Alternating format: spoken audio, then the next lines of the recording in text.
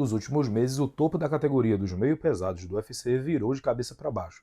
Primeiro, o campeão Iri Prochazka se lesionou e deixou o título vago. Para resolver esse problema, o UFC então tentou casar uma luta por título interino entre o Magomed Ankalaev e o Glover Teixeira no UFC 282, mas o brasileiro não aceitou e o jeito foi o Ankalaev enfrentar outro ex-campeão, o Jan Blachowicz. Como se a situação já não fosse incomum, o combate entre Blachowicz e Ankalaev terminou empatado e o título da categoria continuou vago.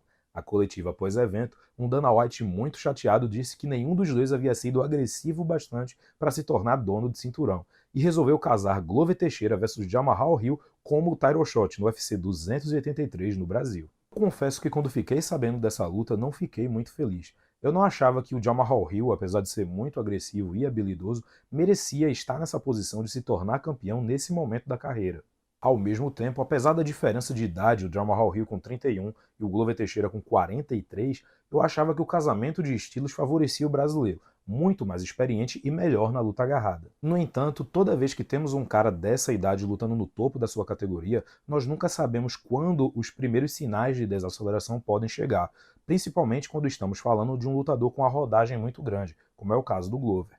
Ainda antes da luta, o semblante do Jamahal Hill me chamou a atenção. Enquanto ele entrava para a arena, alguns fãs começaram a provocar ele fazendo esse sinal, e ele, ao invés de se manter focado em direção ao octógono, ele começou a encarar esses fãs. Isso me passou a ideia de que ele estava muito nervoso para o combate. Além disso, enquanto o brasileiro se preparava para entrar no octógono, o Hill foi para perto da entrada do cage para intimidar o brasileiro, algo que eu confesso achei muito estranho. Mais uma vez, isso me passou a impressão de que ele estava muito tenso para o combate. Mas, meus amigos, como vocês sabem, todas as impressões que eu tive antes da luta estavam erradas, e assim que o combate começou, o que vimos foi uma das lutas mais sangrentas dos últimos tempos. Na minha opinião, o Glover não mostrou nenhum sinal de desaceleração, mas eu acho que todos nós precisamos reconhecer a ótima performance do Jamahal Hill. O cara conseguiu, durante 25 minutos, se defender dos principais ataques do brasileiro e machucar muito o Glover, tanto com seu jab, que abriu muitos cortes no rosto do brasileiro, como com seu chute de esquerda na cabeça, que quase acabou a luta em vários momentos. Uma outra coisa que eu acho que precisamos reconhecer é a coragem do brasileiro. O Glover continuou andando para frente independente dos golpes que estava tomando, num nível que tanto o Jamahal Hill quanto a sua equipe se perguntaram o que é que eles tinham que fazer para acabar com a luta. Essa coragem do Glover ficou mais evidente por conta do estrago em seu rosto. O brasileiro teve 2 cortes feios, um em cada sobrancelha.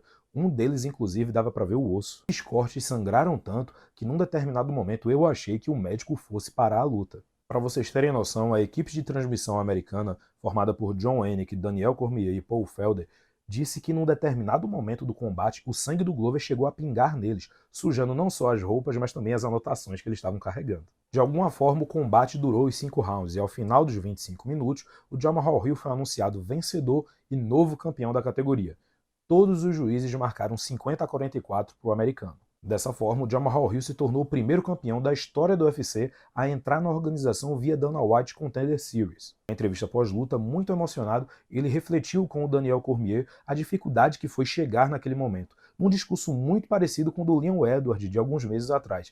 Ele reafirmou que muitas pessoas duvidaram dele, mas que ele enfim tinha conseguido realizar seu sonho.